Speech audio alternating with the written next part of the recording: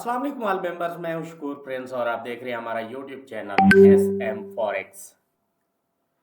दोस्तों, आज हम गोल्ड के एनालाइज करेंगे और देखते हैं कि गोल्ड की मार्केट की मूवमेंट क्या रहेगी और कहां तक मजीद बाय जा सकता है और कहां से सेल आएगा। सबसे पहले हम कल वाले एनालाइज की डिस्कस थोड़ी सी कर लें शॉर्टली।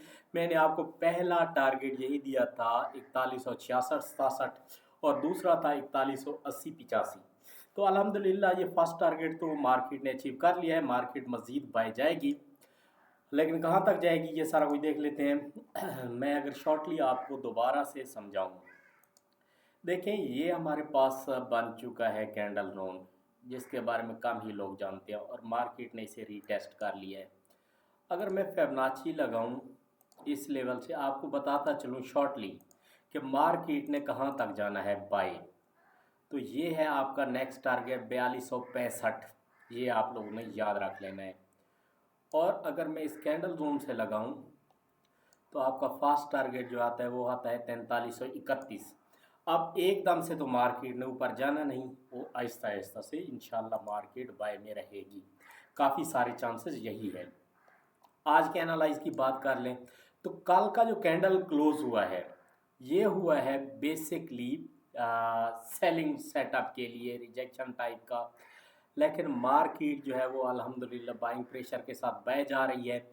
उसकी रीज़न है क्योंकि चाइना गवर्नमेंट ने 3 से 4 दिन पहले ही अपने पब्लिक को, अपने बैंक्स को, अपनी बड़ी बड़ी कंपनियों को कह दिया था कि जितना हो सके आप गोल्ड ख़रीदें।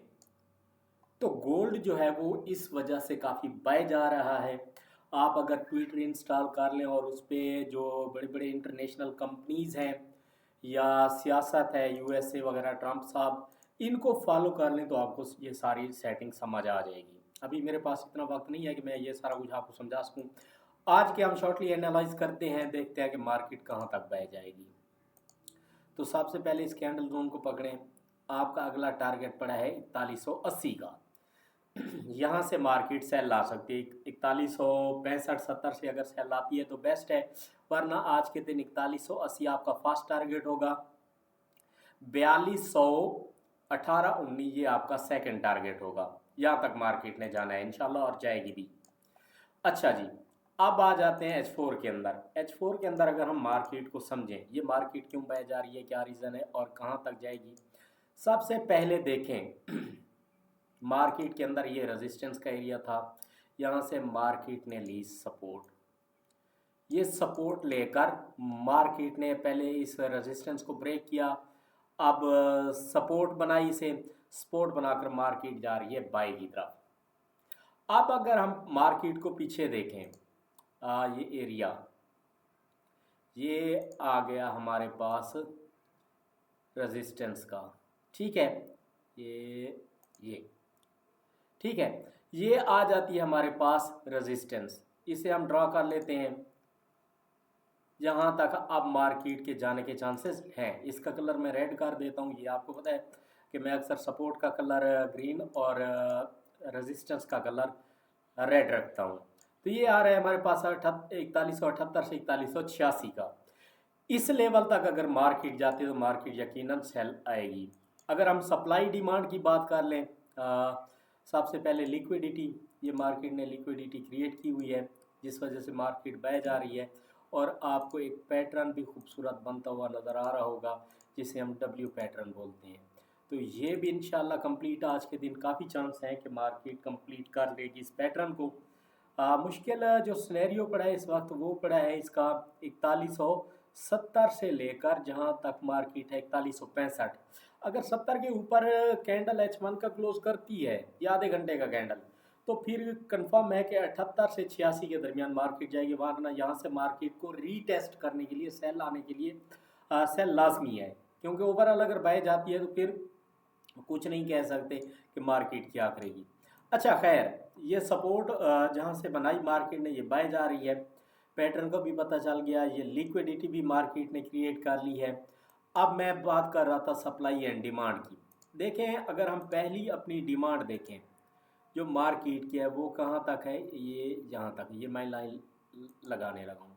अब मार्केट कहाँ तक जाएगी, अगर हम इसी को यहीं पे भी ड्रा कर लें तो इसका जो नेक्स्ट टारगेट पड़ा है वो है 4219, वो 4220 वाला वही टारगेट आ रहा है। ठीक है, यहाँ तक मार्केट ने हर हाल में जाना है।